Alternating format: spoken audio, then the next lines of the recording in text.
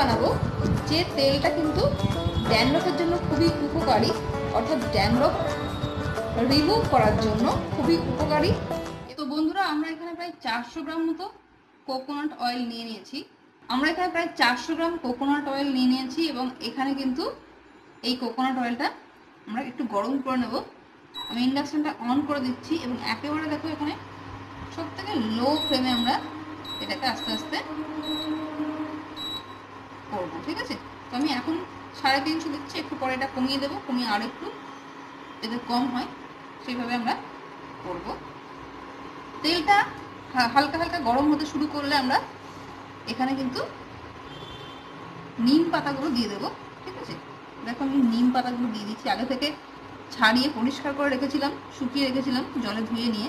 এখানে আমি এই বোলটার মধ্যে নিম পাতা নিয়েছিলাম, প্রায় 150 থেকে 200 গ্রাম মতো নিম পাতা আমার কাছে ছিল, তো সেটা আমি পুরোটাই দিয়ে দিলাম, ঠিক আছে।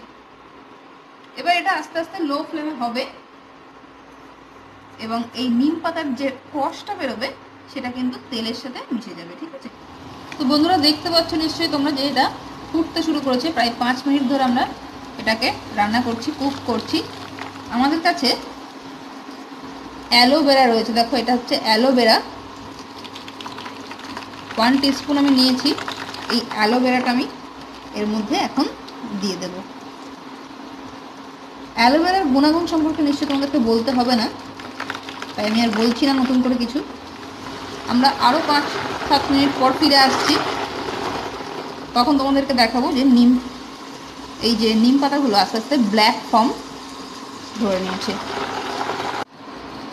তো বন্ধুরা দেখো, আমরা কিন্তু প্রায় 5-7 মিনিটেরও বেশি সময় ধরে এটা লো ফ্লেমে ফুটিয়েছি।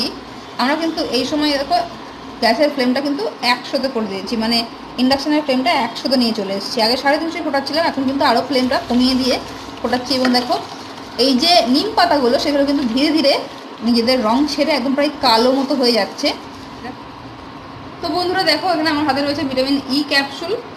এই ক্যাপসুলটা কিন্তু আমরা এখানে দিয়ে দিচ্ছি, ফাটিয়ে নিয়েছি। তো এই যে দেখো, ভিটামিন ই ক্যাপসুল কিন্তু মাথার যে স্ক্যাল তার জন্য খুবই উপকারী, এবং এটাতে কিন্তু স্ক্যালের যে ইচিংনেসটা সেটা কিন্তু কমে যাবে।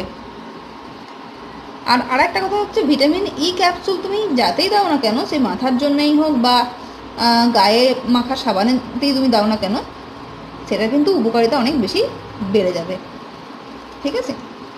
তো দিয়ে দিলাম। এবার আমরা এটা আরও একটু কিছুক্ষণ এইভাবে লো ফ্লেমে হতে থাকবে এবং তারপরে সব শেষে আমরা এটা কিন্তু নামিয়ে নেব। তো বন্ধুরা দেখো কি সুন্দর কালার এসছে আমাদের তেলটার।